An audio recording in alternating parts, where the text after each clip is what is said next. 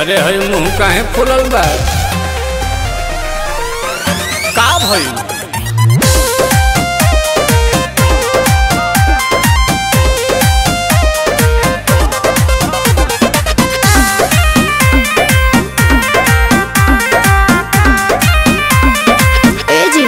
का हो?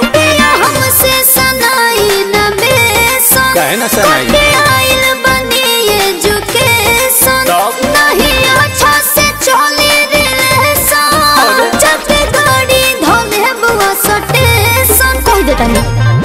पवन कॉलेजिया में पढ़लू अंग्रेजिया हो, अंग्रेजिया छाटेला तो हमसे रूसन करे जाई करे जावा फाटेला।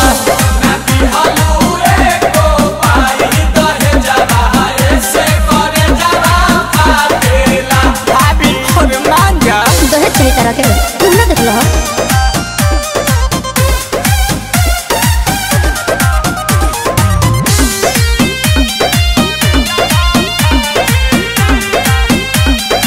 एक बात बताओ, नाराज काहे होलू छने पछने बियाह जब कइलू अपने पसने? मोती मराइल रहे। अरे जहन पहिले जे जहती तहरा घर नहीं हती आके चूल्ही पर खाना ना बनती राजा जी, नहीं चौकी पर बेला नहीं लती राजा जी। हम ही मिलल का बहानी से तिहे के धनिया बेरी बेरी डांटेला तो हम से रूसन करे जाई करे जावा फाटेला।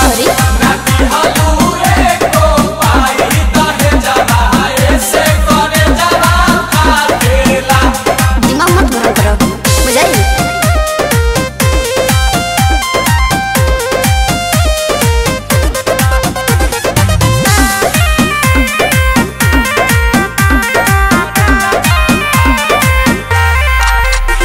बताहो का खोइबू मीठा की खाटा, मंगाही पानी पूरी किलो लाता।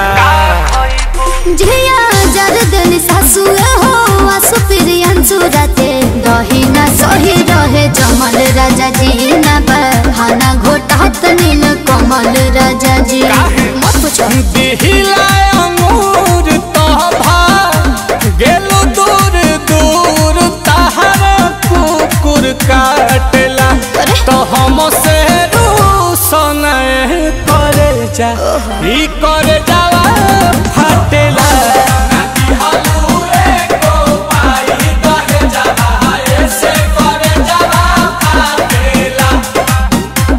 अरे शांत हो जाओ कन्या